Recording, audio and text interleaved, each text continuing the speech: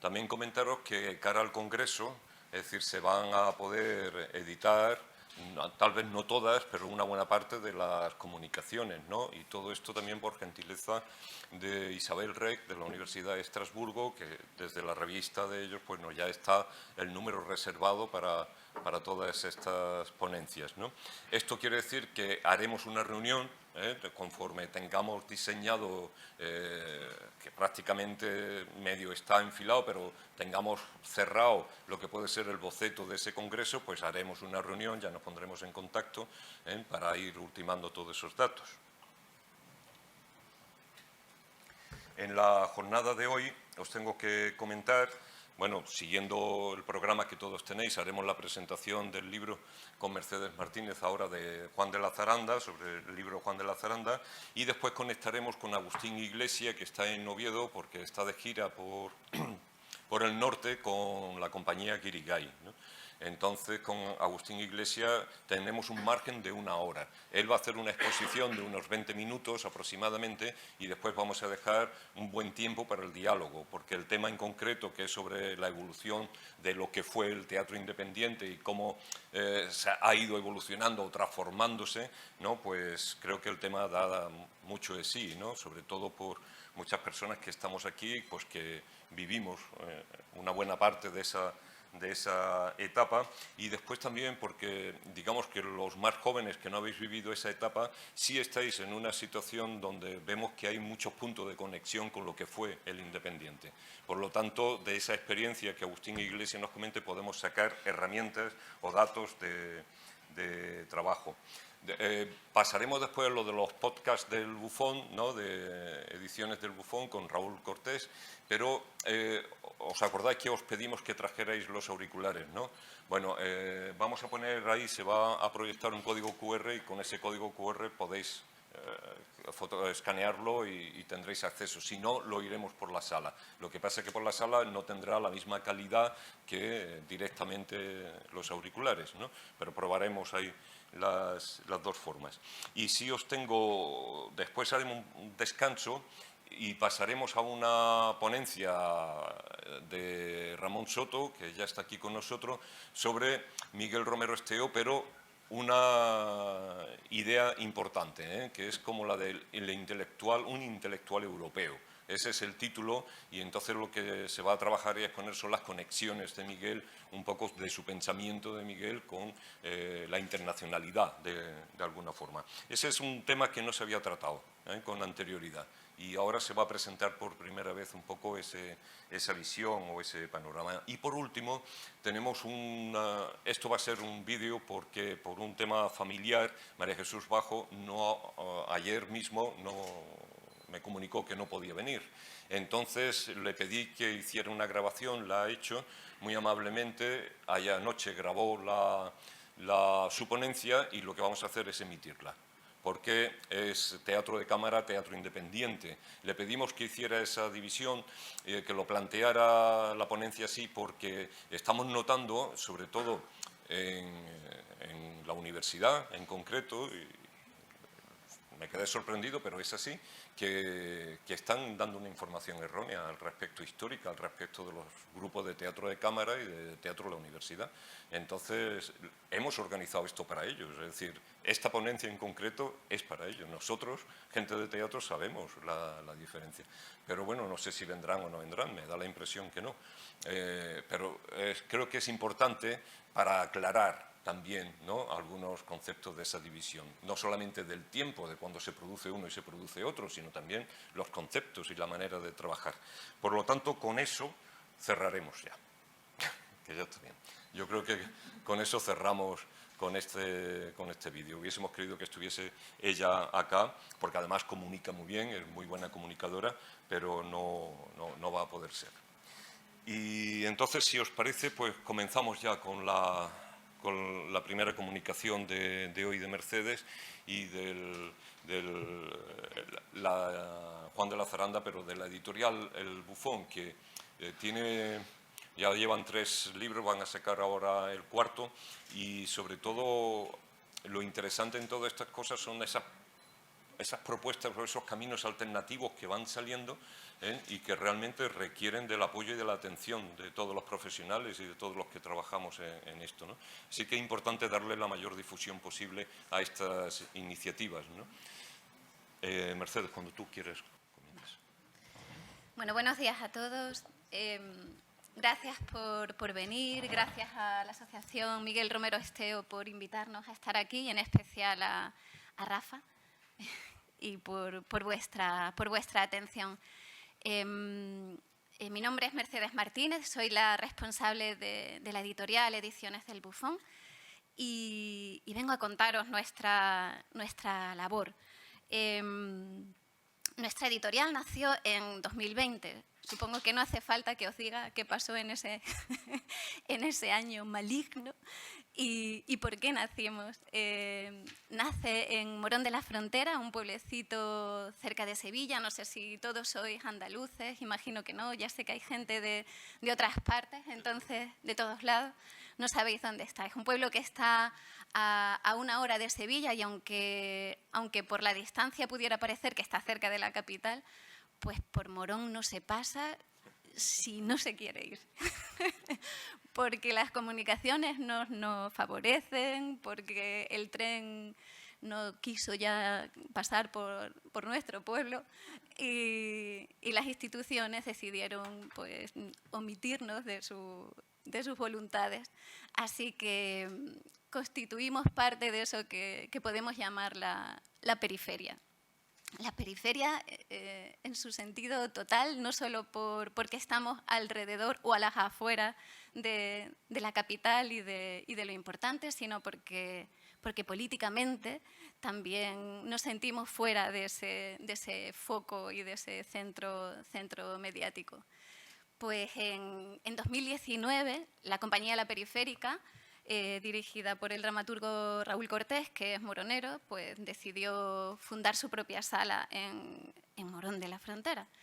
Y justo cuando estaba todo listo para ser inaugurada, pues ya sabéis lo que ocurrió. Vino la pandemia y nos cerró el teatro y nos cerró la posibilidad de hacer lo que queremos hacer, que es estar en escena. Y como imagino que todos los que os dedicáis a las artes escénicas, pues tuvimos que reinventarnos. Así que pasamos del escenario al papel. Y nos decidimos a fundar nuestra propia editorial, que recibe el mismo nombre que la sala. La sala se llama Teatro del Bufón y nuestra editorial se llama Ediciones del Bufón. Pero igual que nuestro pueblo es pequeño y está a las afueras y no nos hacen caso ni las instituciones, ni los políticos, ni nos ponen trenes, ni quieren que nadie llegue hasta allí, pues nosotros decidimos que nuestra editorial tenía que hacer lo mismo que quisimos hacer con la sala, dar voz a aquellos dramaturgos, a aquellos bailarines, a aquellos estudiosos del teatro que normalmente no tienen un micrófono que les proyecte la voz. Así que nuestra editorial nace, lógicamente, con una voluntad de independencia, pero ni siquiera de la independencia. Todos sabéis que hay un teatro independiente que se lleva a los escenarios de Madrid, pero nuestra independencia está mucho más allá de esa independencia. Y buscamos que pues encontrar esos dramaturgos, esas dramaturgias que habían sido, por un lado, olvidadas porque la historia había tenido la voluntad de hacerlo, o publicar aquellas nuevas voces que de ninguna otra manera iban a llegar al papel. Así que en nuestra periferia, como concepto político, en principio nace acogiendo la voluntad de publicar autores andaluces y autores latinoamericanos. Dentro de Andalucía decidimos empezar con Alfonso Jiménez. Alfonso Jiménez es un dramaturgo de Morón de la Frontera que durante los tiempos de la dictadura tuvo considerable éxito, pero cuando llegó la transición y llegó la democracia, pues cayó en el olvido, por razones obvias, porque había que denostar lo que había tenido éxito durante la dictadura, y a pesar de que su teatro no era político, sino que era un teatro antropológico andaluz, junto con Tábora y Juan Bernabé, están considerados pues, el triángulo del teatro ritual y antropológico andaluz, ya nadie lo conocía. O sea, Alfonso Jiménez no se estudia en los institutos, no se estudia en los colegios, prácticamente nadie ha oído hablar de él, y tan es así que su obra se estaba vendiendo en un mercadillo de Sevilla en lotes. Y a ese nivel de olvido y de caída en los abismos había llegado la figura de Alfonso Jiménez. Así que decidimos rescatarla. Y ahí tenéis Contra el olvido, que es nuestra primera obra, que nace como un manifiesto de lo que nosotros buscamos hacer. Y una vez que publicamos a Alfonso Jiménez, al año siguiente decidimos, vamos alternando, intentamos alternar, ya os digo, Andalucía y Latinoamérica. Voces es un ejercicio de investigación arqueológica, de recuperación de la memoria, y después de publicar a Alfonso Jiménez decidimos ser plataforma para voces jóvenes y voces de Latinoamérica. Y el año pasado publicamos a Paola Guarnizo, que es una joven dramaturga colombiana que pertenece a TEA, no sé si conocéis, no sé si estáis al tanto de la dramaturgia colombiana, pero bueno, es una compañía importante en Bogotá, y esta es su primera obra, muy poderosa, con una carga política muy potente y una carga social muy poderosa. Nuestra tercera y última obra, que es la que me convoca aquí, es la obra de Juan de la Zaranda. Justo este año se han cumplido 10 años de su fallecimiento. Y también justo este año hace 45 que la zaranda está en los escenarios. Entonces, no había mejor efeméride ni mejor momento para publicar sus obras. Si alguno ha leído a Juan en su momento, supongo que sabéis que solamente la editorial Visor en los años 90, ¿no? Creo, en los años 90 había publicado Vinagre de Jerez y María Meneo, que son sus dos obras principales. No sé si alguno tuvisteis la suerte de verlas en escena en su momento, yo no, y me apena enormemente, pero al menos he tenido la posibilidad de publicarlo. El caso es que Visor en su momento decidió publicar estas dos obras en unas ediciones horribles, pero cuando digo horribles, es horrible en todos los aspectos. La parte formal era espantosa, la portada, Visor, que hoy en día es una editorial prestigiosa solo de poesía, pues tenía una colección de teatro. La portada era una especie de fotografía de un granito, en fin, de encimera, una cosa de cocina, una cosa horrible. Las ediciones estaban llenitas de, iba a decir erratas, pero eran faltas de ortografía. O sea, yo no sé cuántas veces revisaron el texto los señores editores de Visor, pero mucha importancia está claro que no le debieron conceder, a pesar de que estas dos obras dieron la vuelta al mundo. Contaban los miembros de la zaranda, que me contaban Paco y Quique, que con Vinagre de Jerez llegó un momento, llevaban 10 años encima de los escenarios, girando por todo el mundo. Habían recorrido toda Latinoamérica, Europa, habían estado en Estados Unidos, llevaban 10 años haciendo lo mismo, y que Juan quería seguir, y que ellos le decían, ya hombre, pero en algún momento, ¿no? Hay que cambiar, tenemos que hacer otra cosa. Y él decía, pero si funciona. Y decía Paco de la Zaranda, esto es como el Rey León, ¿no? Él quería que estuviéramos en la Gran Vía. No estaban en la Gran Vía, pero casi, ¿no? Repitiendo y repitiendo. Y ahí pues hubo un cisma, ¿no? Y entonces fue en el momento en el que Juan de la Zaranda quiso dejar lo que había estado haciendo, porque ellos querían, el resto de miembros de la zaranda quería seguir adelante. Juan había sido el primer dramaturgo de la compañía y había sido también el primer director. y con él se fundó junto con Paco, claro, y con Gaspar y con Quique. Pero está claro que hubo un momento en el que él ya no quería seguir el camino que la zaranda tenía trazado, que la historia le había trazado, que era llegar hasta nuestros días, pues siendo una de las grandes compañías de teatro de España. Y bueno, han sido Premio Nacional de Teatro, todos sabéis la trayectoria que tienen y bueno, pues se han convertido en una compañía mítica. Pero la mitología de Juan iba por otro camino, ¿no? Él quería hacer otra cosa. El caso es que quitando esas dos publicaciones que ya os digo, de Vinagre de Jerez y de María Meneo, que son sus dos únicas obras, bueno, las dos únicas no, pero las dos únicas conocidas y que tienen una estructura canónicamente dramática, podemos decir, o dramatúrgica, el resto de obras de Juan andaban perdidas.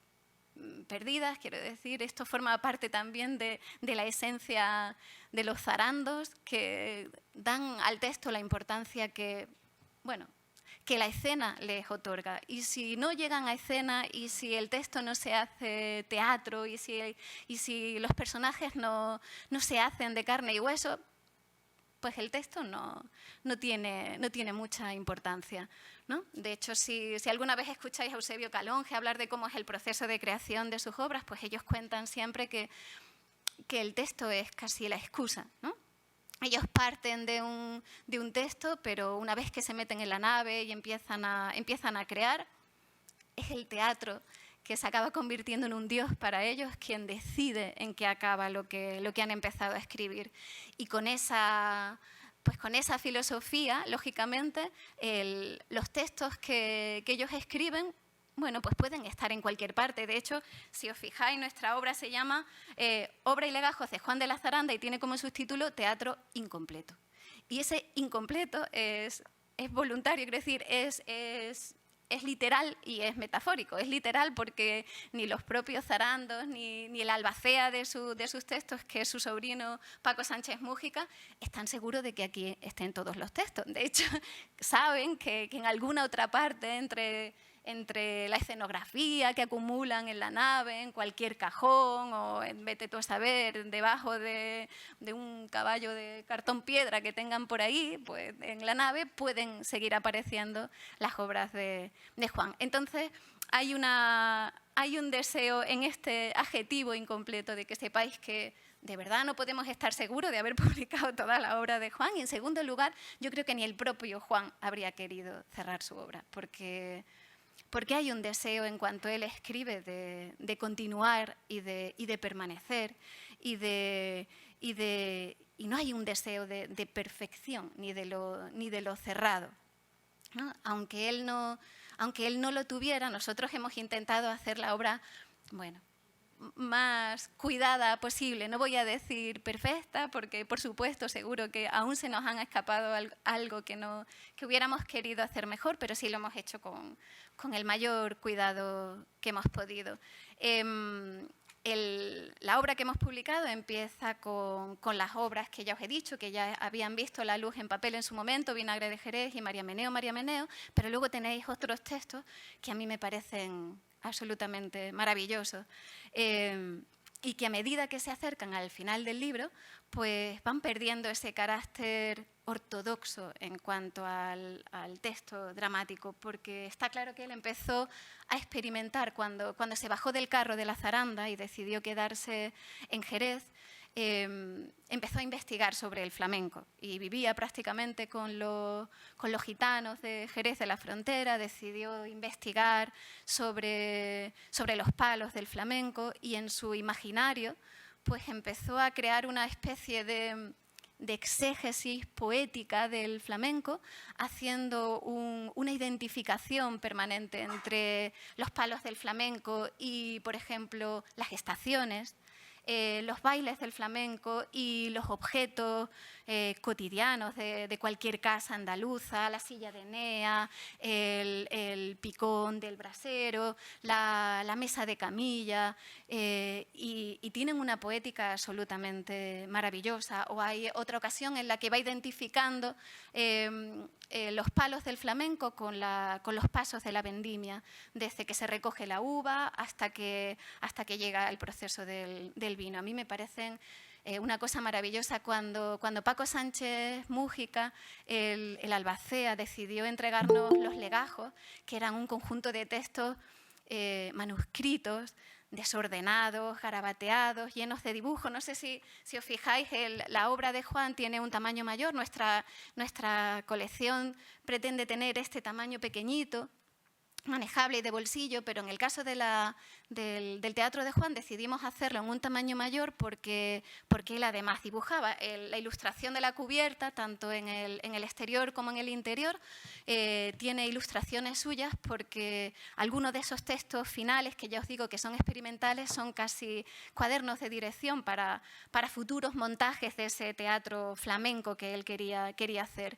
Y los dibujos son tan bonitos, a mí me parecían de una belleza tan grande, que decidimos incluirlos. Pero claro, incluirlos en este formato tan pequeño los volvía irrisorios y hacía que perdieran su valor. Así que decidimos, por una vez, y no sabemos si más veces, no sabemos qué vendrá en un futuro, pues darles el tamaño que merecía para ser apreciado.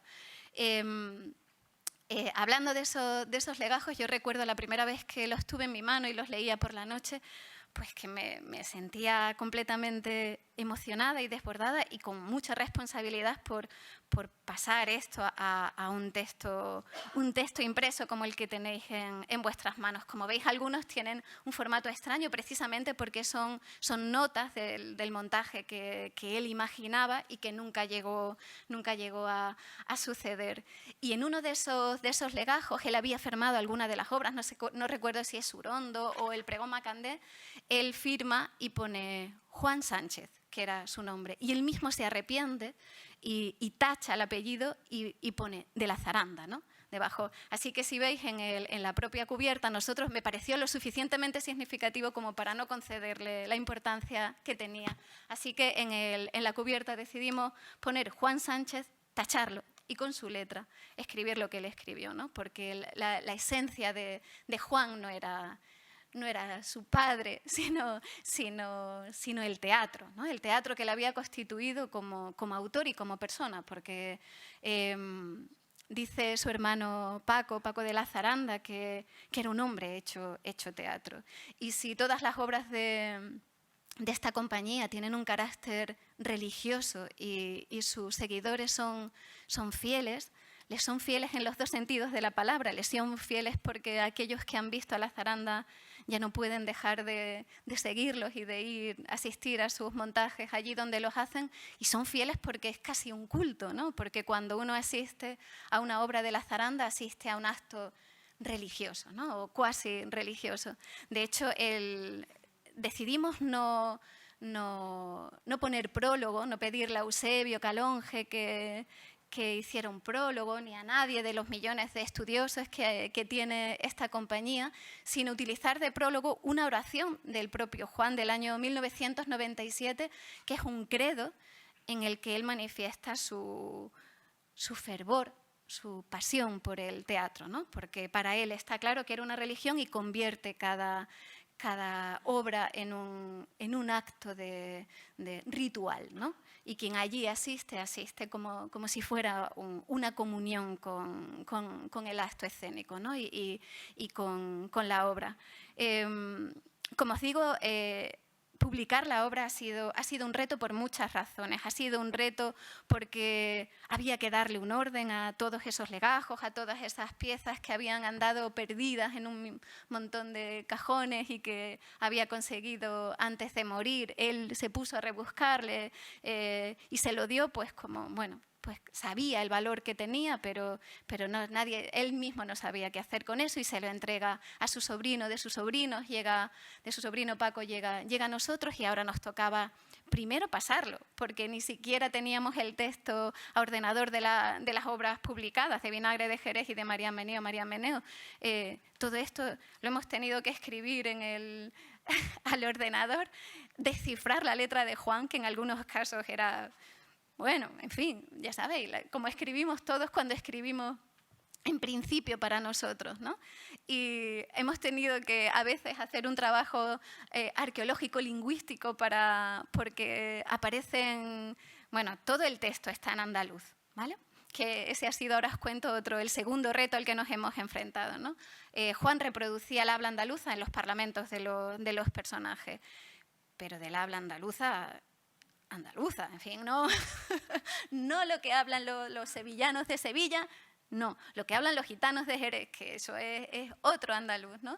Y recuerdo una mañana que estuvimos toda una mañana llamando a los mayores de nuestras casas para que por favor intentaran decirnos en un sintagma que aparecía en uno de los parlamentos hasta llegar a la palabra cerniura. ¿Sabéis lo que es la cerniura? Pues la cerniura en andaluz son las brasas residuales del picón, del brasero de picón, cuando se consume. Pero claro, ¿quién hoy día sigue empleando cerniura? Había que ir al pueblo, por supuesto, del pueblo había que ir a los mayores, porque ya nadie tiene brasero de picón, y a los mayores había que pedirles que evocaran, por favor, aquellos entonces cuando tenían braseros, pero de todos modos era indescifrable, a pesar de que el contexto nos podía ayudar, no era tan claro como para deducir a qué se estaba refiriendo. Y finalmente lo logramos. Espero que Juan no estuviera diciendo otra cosa, no estoy casi seguro de que decía cerniura. Bueno, el caso es que todo el texto está en andaluz, ¿no?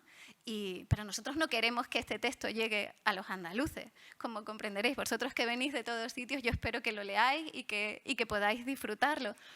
Y claro, para una editora hay un pequeño dilema ahí, porque uno se plantea, ¿qué hago? ¿No?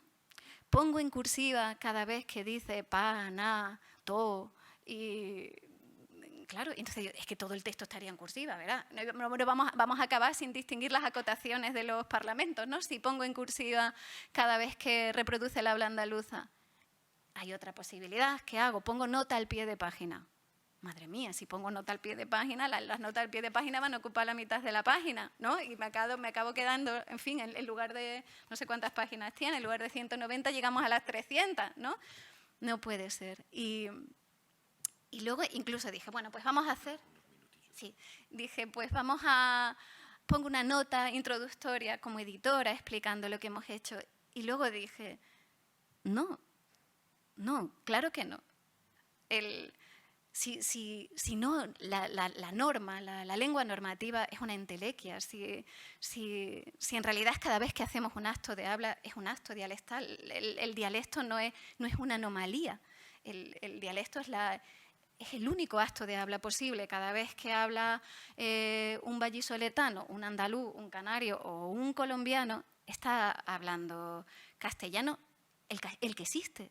Es que no hay otro, es que no existe el castellano normativo, por más que... O sea, está claro que la RAE hace su labor y nosotros se la agradecemos.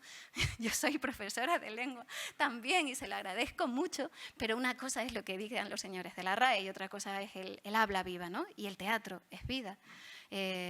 Luego, era completamente absurdo. Yo estoy segura que viniendo de Galicia, de Barcelona o de donde quiera que vengáis vais a entender el texto de Juan sin ningún problema. Y... ¿Ya me tengo que callar? Ya casi me tengo que...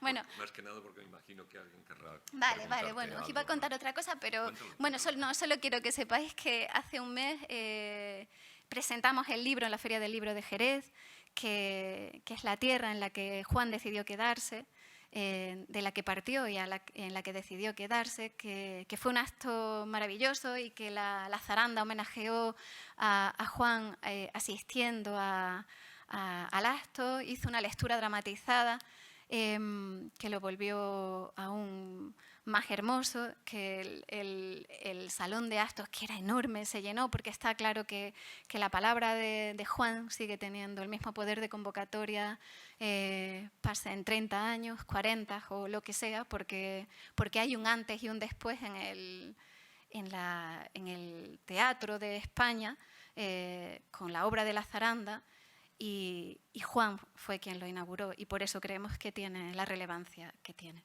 Qué bien lo cuentas, qué maravilla.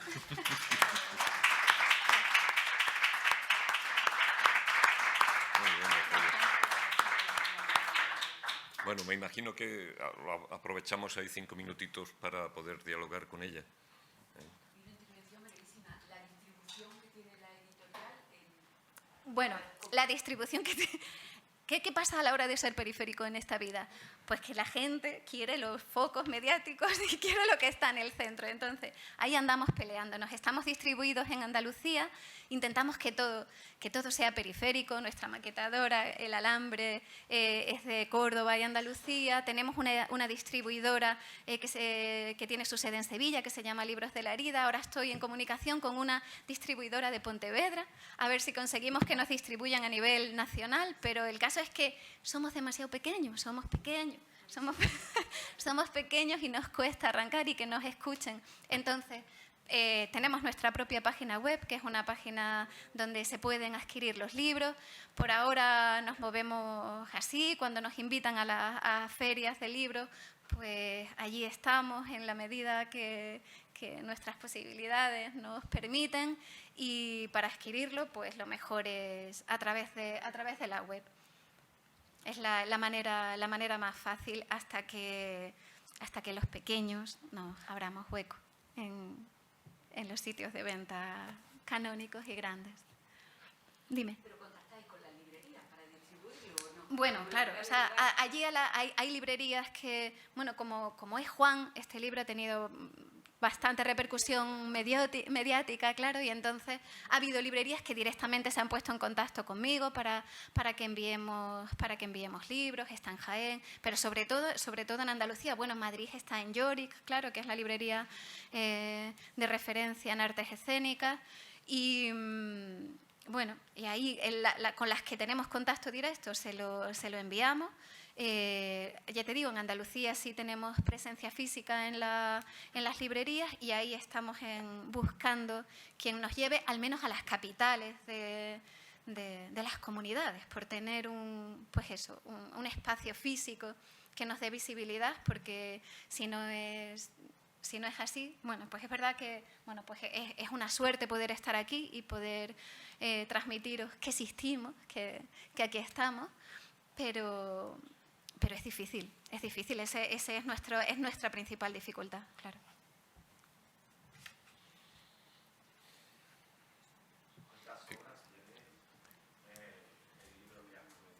¿El libro de Juan? Pues no, las obras no están inconclusas, las obras están completas. Son 1, 2, 3, 4, 5, 6, 7, 8.